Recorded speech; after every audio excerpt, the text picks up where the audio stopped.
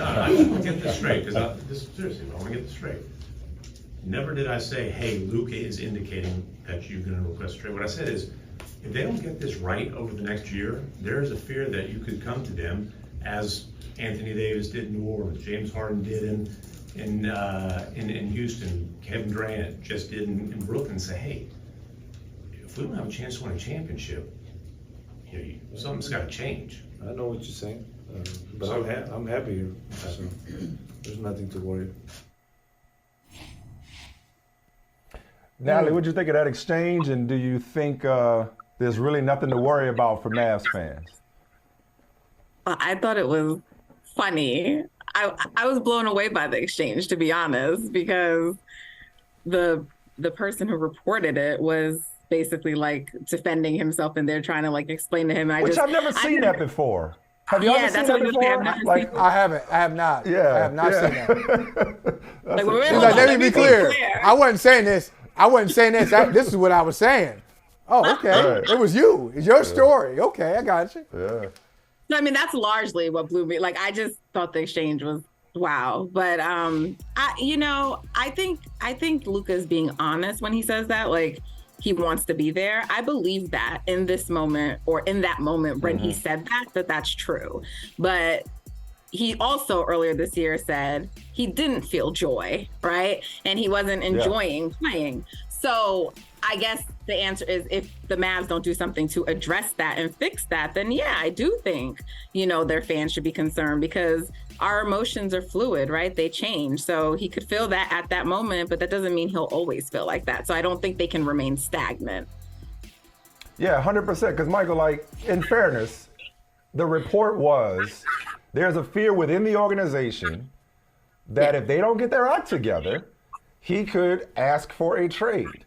So that nothing that Luka said refutes what the rest of the organization may be feeling. And for that matter, as it is with all stars, whether it's Giannis, whether it was with Anthony Davis for a while, and I know everybody's circumstances are different, whether it still is with Dame, no matter how much he says, I'm 10 toes down in Portland, there's people around the league watching and waiting to pounce on any Dallas dysfunction, or at the mere idea that even though he's, a year into his extension, at the idea that Luka could be available. So there's smoke here. Luka might have tried to put out the fire, but there is a lot of smoke here, because that's the nature of the game in 2023, is that most of these stars, most of them, doesn't mean that Luka is like everybody else, but most of these stars get restless really quickly.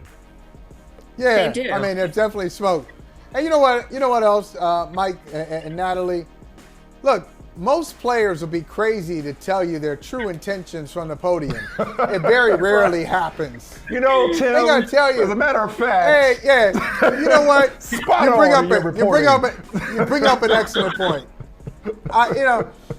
You remember when they asked KD about Steve Kerr. This is after they got swept by Boston.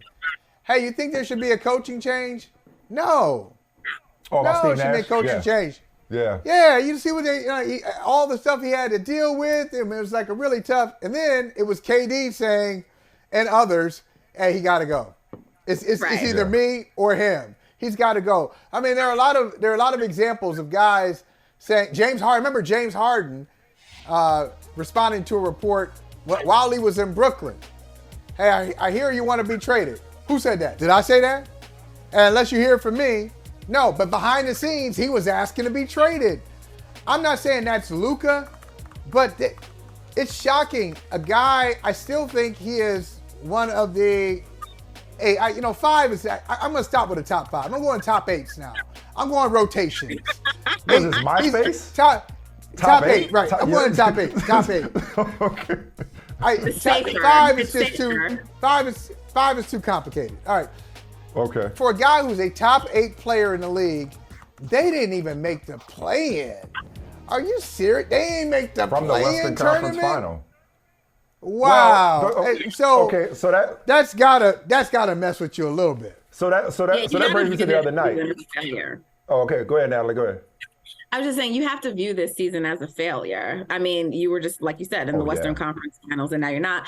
And I mean, it's interesting because Luka said that he wasn't aware of the plans to sit him, and that Kyrie wasn't playing. So that's also interesting, because it's like, again, this goes to the whole rest thing. Like, are the players always on board with what the teams are planning, what the teams want to do? And we know why they want to not play. They don't think that their playoff chances are real. And so they're trying to, at this point, tank to get better odds in the draft. But the players are not always on board with that. Kyrie also didn't do like his exit interviews. So it'll be interesting to see what happens there. But Luka did indicate that he still wants to play with Kyrie.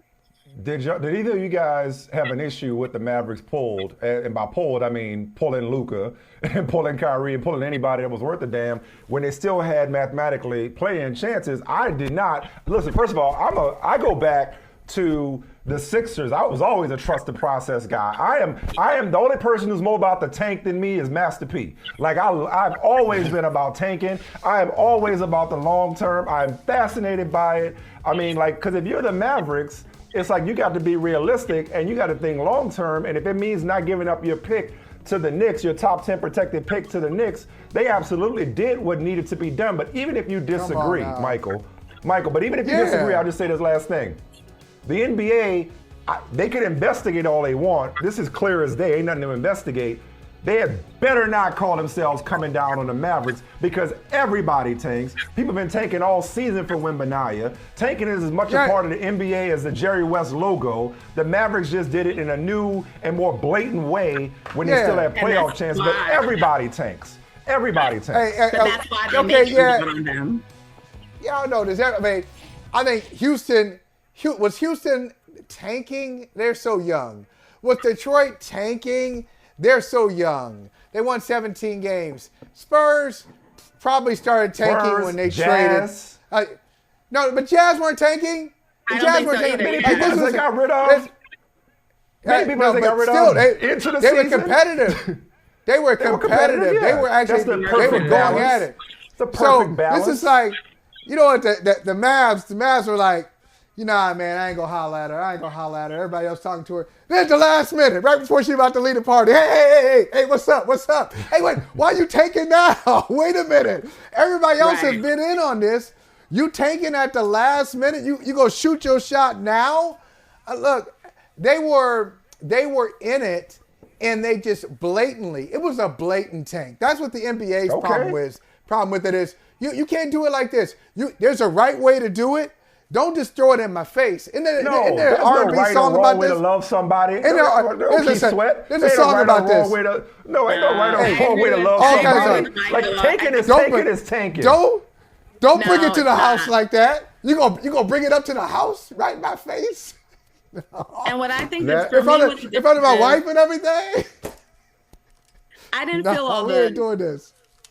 I didn't feel all the performative outrage that I saw happening over it, but the reason why I think it's whack personally is because at the end of the day, you still have Luka and you still have Kyrie Irving, who are two incredible postseason performers, and you never know what's going to happen. You're one player punching the wall and breaking his hand, or an injury or something away from like it changing for you and something opening up. So even though they were unlikely to go far or even actually make it, they had a chance. And so to me, you go for it because with those players in the postseason, under postseason circumstances where you get to game plan for the other team, they may have a chance to make a little run. And you just basically said, no, like that's not worth it to us. So I think that's whack. It doesn't seem like the players were on board with it, but from a business standpoint, totally get why they did it. Listen, the Blazers, they shut down Dame toward the end of the season, did they not? They weren't in contention though. They were not like there. They were like point is, they were still helping that. But they were still. I don't agree with saying this team has a right to tank, but this team does not. Like you do what's best for your organization is all I'm saying. It may not have been as blatant or may not have been as much of a bad look for the points you just made, Natalie, on the part of the Blazers, but it's tanking nonetheless. Like there are different shades of tanking, but to me you can't come down on one organization but choosing to do what it felt was best for its organization when others do it all the time to varying degrees. This may have been an extreme degree, but it's still tanking nonetheless. Somebody do it. But I think you can argue that it's not best for their organization. Right. I'm sorry? Right. Tell me, give me an example of somebody who went for the big trade like the Mavericks did at the deadline. Right, and it blew up in their face. And then in the final week of the season, They no, tank. these circumstances I have feel never seen it. unprecedented. These circumstances, but it's still tanking. It's still an organizational decision that they made. I don't know how you punish them, but don't start to investigate everybody else who's traded away players or sat players or shut players down or whatever it is that they do in order to improve their lottery odds or to keep their pick in this case from going to the Knicks. Natalie, go ahead. I just think, like, I agree with Michael. I just think theirs was blatant. I think there's a distinction. It was definitely blatant. I don't feel like there's tanking is tanking. I think there's a distinction in what they did. And ultimately, I don't know that it's best for their organization. Like, if you lose Kyrie, what are you gonna do, right? So maybe trying to actually make a postseason run would have been the best thing for your organization, right? And it may make Luka happier if you make that postseason run. So yeah, they have to individually make that decision. This is also the organization that blew up a championship squad right after they won in 2011. They don't necessarily make the best decision. So I don't know that it was the best business decision, but I do think it was blatant and brazen. And so I understand why the NBA is investigating. Like, you can't just be like that callous and think like ain't it's no okay. investigation. You ain't got to investigate it. We all know what it was. Like that should be a quick investigation. It's a matter of, you're going to do something about it, and you do something to deter people from doing this. Hey, thank you for watching Brother from Another. If you haven't hit that subscribe button, go ahead and do that now. Don't forget, you can catch us 3 to 4 weekdays on PeacockTV.com and on Sirius XM Channel 85.